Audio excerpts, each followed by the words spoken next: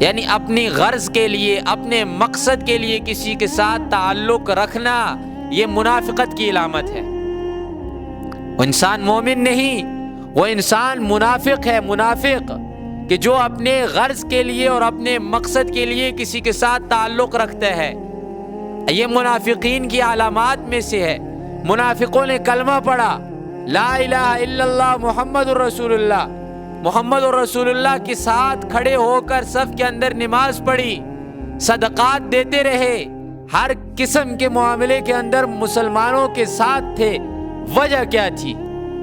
وجہ یہ تھی تاکہ ہم قتل نہ ہو جائیں، اور دنیا کے جو معاملے مسلمانوں کے ساتھ ہو رہے ہیں وہی معاملے ہمارے ساتھ بھی ہوں۔ اپنے آپ کو سفید کرنے کے لیے کلمہ انہوں نے پڑھا۔